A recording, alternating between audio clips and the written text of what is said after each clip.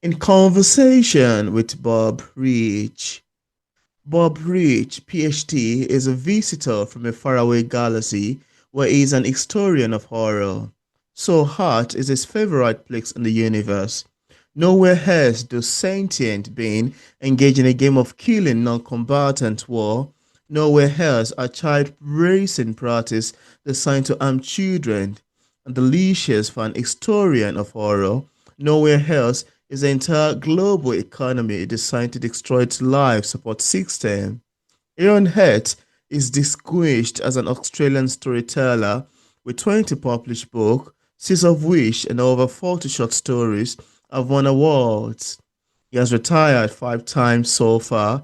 He still works as an editor for several small publishers and a steady stream of writers. Above all, he's a professional grandfather. Anyone born since 1993 is his grandchild. Everything he does strive for a survivable future for them and one worth surviving in.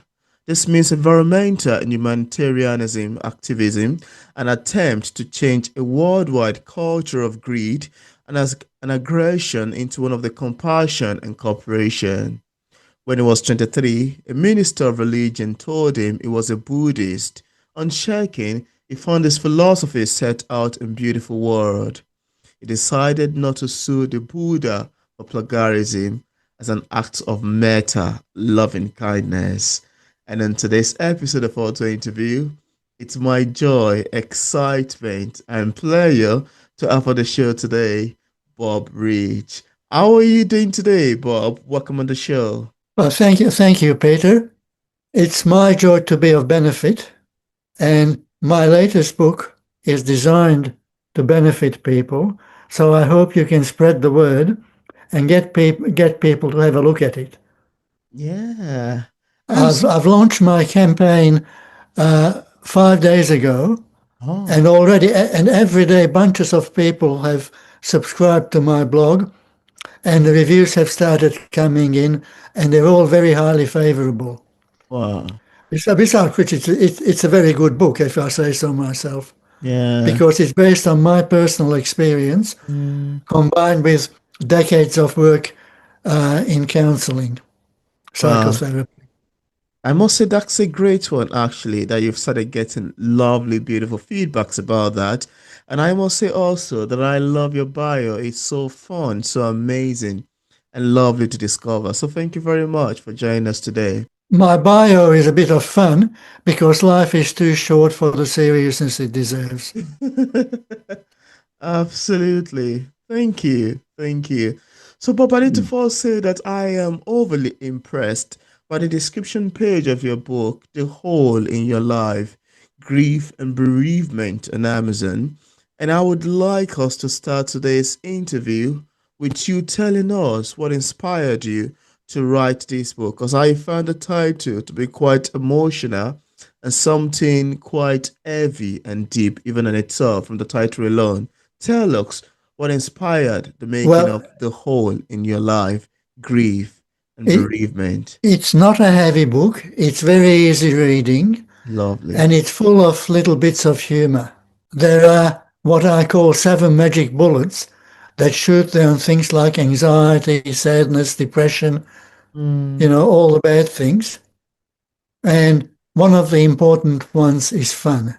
And yes, it is not only possible to have fun while you're grieving, it is necessary. And mm, the very early parts of my book set out how you can do it. And this is something I learned from a client, a lady who nursed her husband for 3 years of cancer. And when wow. he died, she was so devastated that several times she drove through a red light, which is not a good idea. Mm, And she and I devised a method. 2 hours a day, she put in her diary 5 to 7 p.m. John. And she did all her grieving during those 2 hours.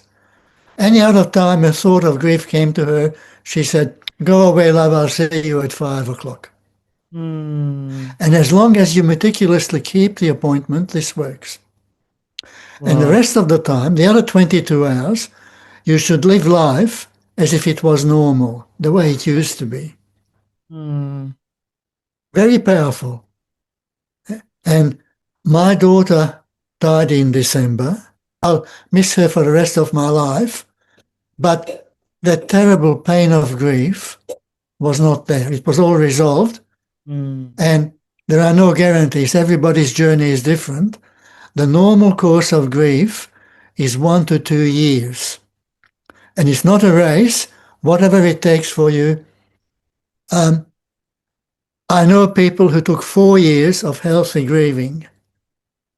It's not necessarily unhealthy to mm, need more time, but you can use the tools I uh, present in the book to make the journey easier. However mm. short or long it is, you can do it better. You don't Wow. get any brownie points for suffering. Mm. Wow. I must say that I love your description of that. That's a beautiful, amazing answer that you've got into the making of the whole in your life. Quite beautiful, really. Thank you for sharing. And I know that you've touched a bit about the themes, but I'd like you to go a bit much deeper into some of the subject lines, the topic, and the themes that the would-be reader would, experience picking up the whole in your life, grief bereavement. Well, I've got the first chapter on a web page, and I think you've got the link you can present. Yeah. But if you go to my blog, Bobbing Around, uh, and there's the link there, look up my books, and one of the 20 books there is The Whole in Your Life, and have a look at that. And there is a link there to the page where the first chapter is Mm. and the table of contents. Anybody can't afford it, they should contact me through the contact page of my blog. Some of the other things that help is Yeah. mindfulness meditation. Mm. Using, if you train yourself in mindfulness meditation, you can build a safe haven that you carry around with you.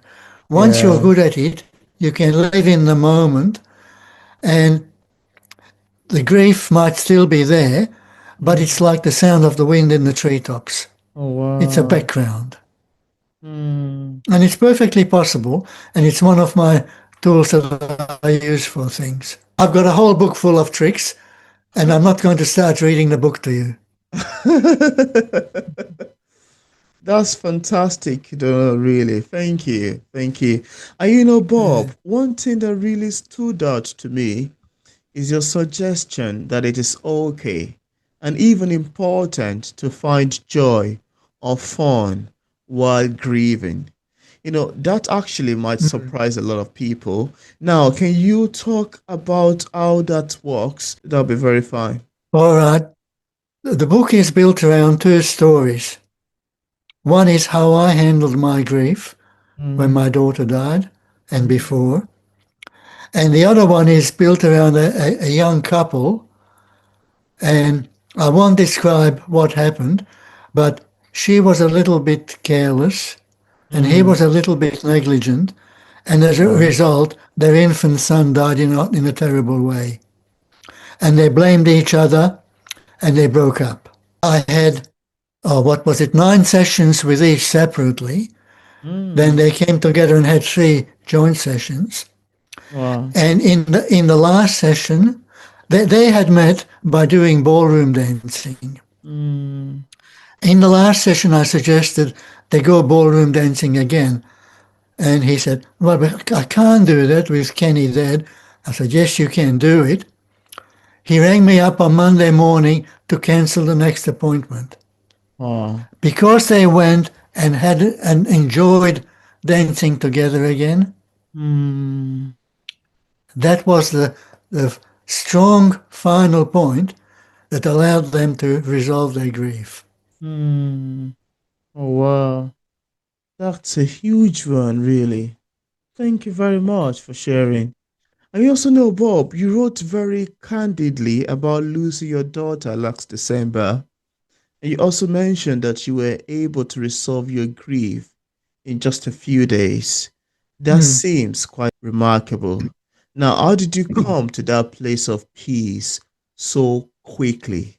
Well, as I said, it's not a race, whatever it takes. Mm, But look, I have a friend, although we lost contact.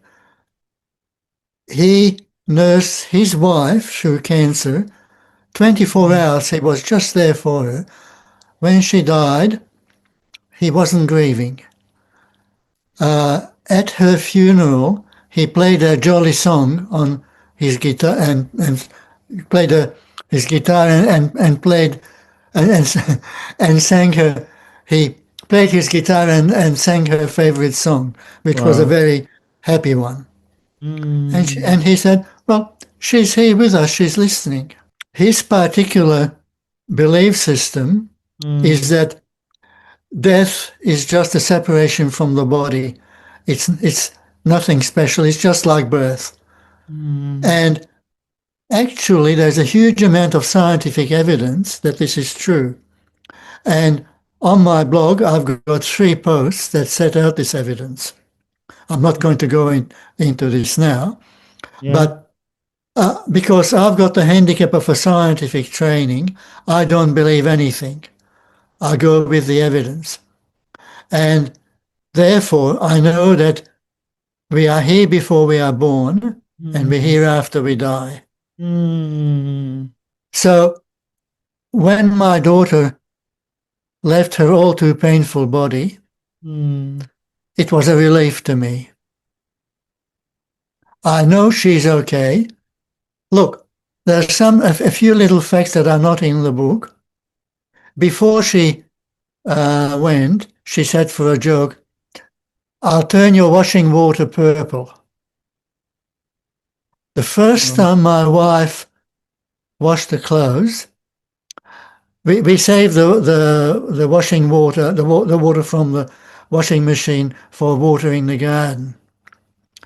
And what came out was a very bright pink, the color, a purple when you dilute it, you know? Mm, And there were some white things in the washing, and they were not stained. mm, Work that out. And she has a dear friend who's a TV addict. He spends all his spare time watching TV. And she mm, said to him, "I'll turn your TV off." And wow. she did. He'd be sitting there, TV goes up. He turns it on, goes off. And you could just about hear her laughing at him. So she has demonstrated to us that she was still around. And there is Mm, actually a website that collects such things, and the fellow running it calls this evidential mm. visits from beyond death. Evidential is that there is proof. We should have photographed that pink water, but so that's another reason. But Mm, also, as soon as she was diagnosed with terminal cancer, I started a journal. And in my scheduled time, with what we were talking about before, I wrote down anything and everything that came to me. So by the time she went, I had 19 months of grieving done behind me.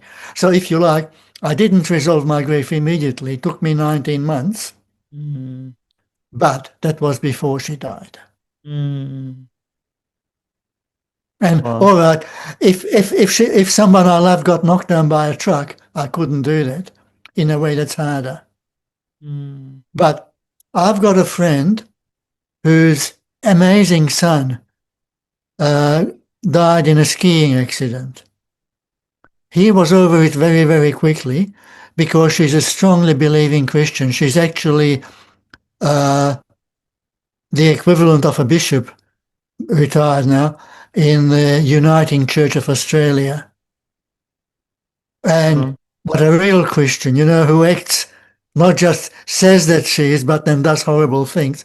But anyway, I think her belief helped her.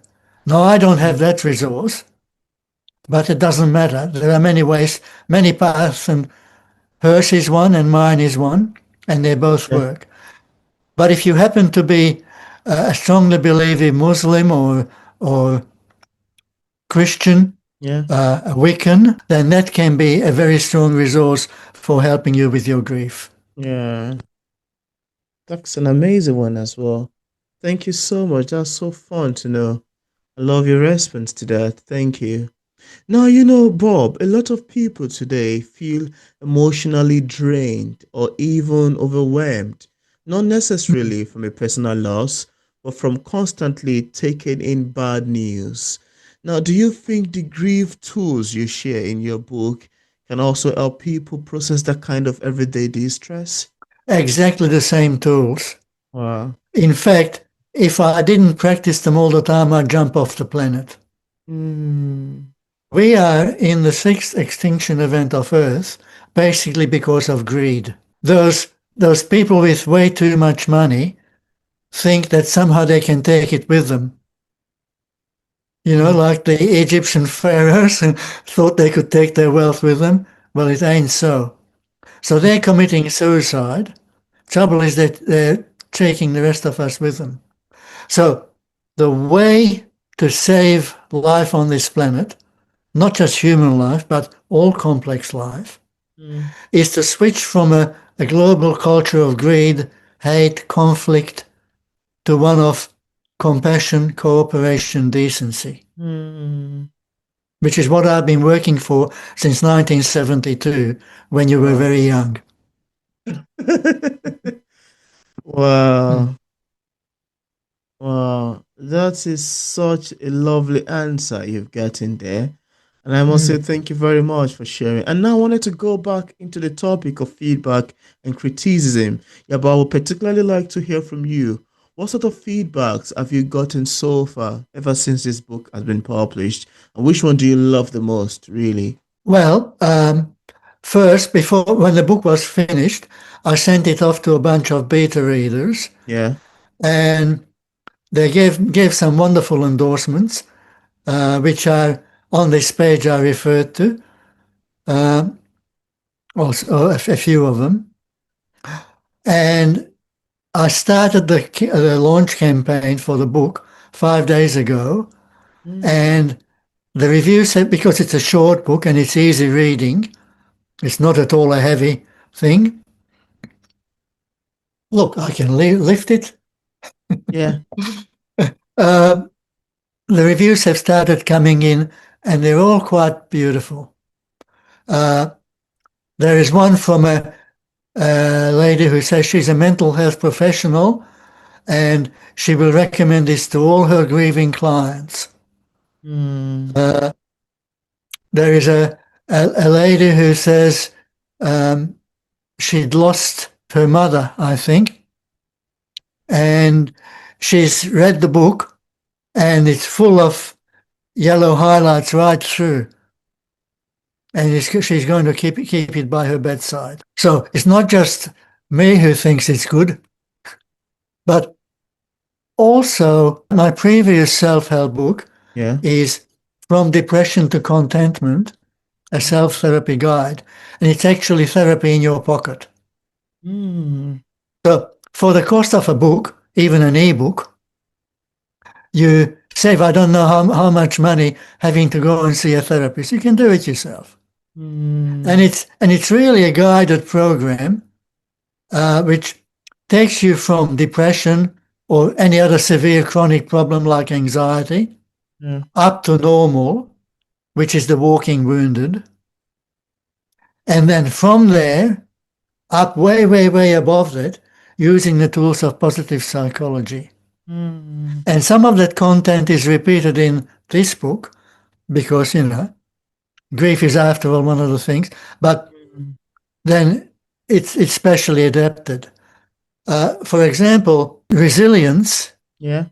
being able to stand up to anything, being a pogo stick, the more Yeah. the world jumps on you, the higher you bounce up. Mm, That needs 7 measures. And the trouble is when we're under stress, they're the 7 things that we get rid of out of our lives. mm, And both these books rely heavily on these 7 measures, what I call the 7 magic bullets. One of them is fun. But creativity is another one. Yeah. Hmm? Wow. I love your answer to these questions, really. And I must say, I'm so much impressed, and I've learned a lot also from the answers you've given to these questions. Quite beautiful. Now, I wanted to ask you too, how do you balance acknowledging pain with fostering hope and resilience? And also, you've explored some big philosophical question in your work. So let me ask you this. What do you personally believe is the meaning of life? Why do you think we are here? What a good question. Okay, I think all sentient beings are apprentice Jesuses, apprentice Buddhas. Mm, We are all here to work toward enlightenment. You are a person, you choose to start your lessons, which means you get attached to a body. You are born into a body. Often, very young souls are mentally handicapped in some way. They're just sort of simple minds here to start learning. They can be very lovable people. But others can be highly intelligent, but they lack empathy. Empathy is, say, if I have got very badly injured in a past life and I see somebody injured now, I feel what their pain is. mm, But if I haven't had too many past lives and I haven't had a comparable experience, then mm. as long as it's not my pain, who cares? You Wow. know, lack of empathy. So that's the first important lesson. Might take one or two or three lives, and then you keep Mm, growing. And eventually you get to the point of automatically, intuitively feeling universal, unconditional love for everyone and everything. The mm, message of Jesus, the message of Buddha. Yeah? You know the mm. story of how Gandhi died?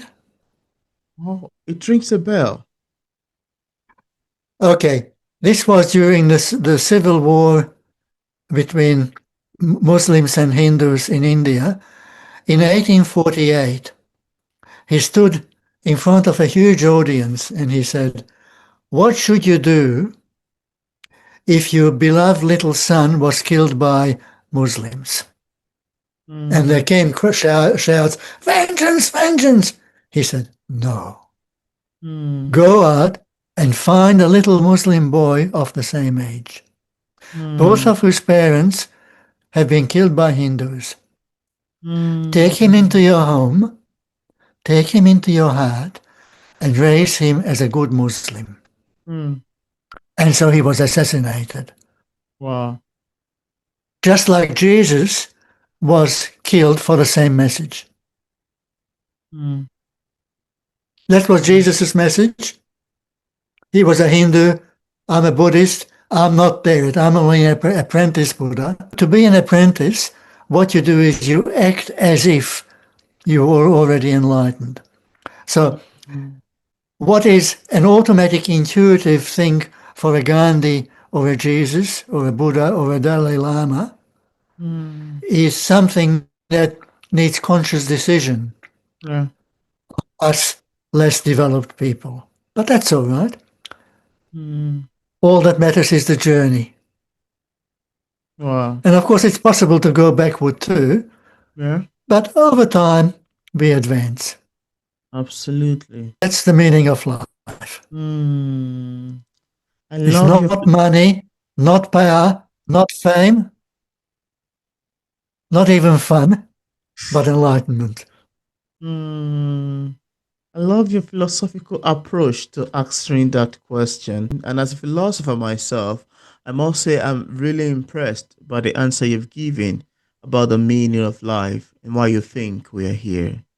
This question is a question I've asked Well, myself so many times. this is again in all the great religions and philosophies. It's in the Quran, it's in the Bible, it's in Mm, the Torah, which is the Jewish mm, part of the Bible, it's in the Buddhist teachings. The Buddhist term for it is equanimity. Suffering has two parts. One part is an uncomfortable physical or emotional state. The Yeah. second part is our reaction to it. Mm. Look, if I'm in physical pain and I simply accept that I'm in physical pain, I'm not suffering. It's there, it's okay, so what? It probably won't kill me, and if it does, oh, well, you've got to die of something.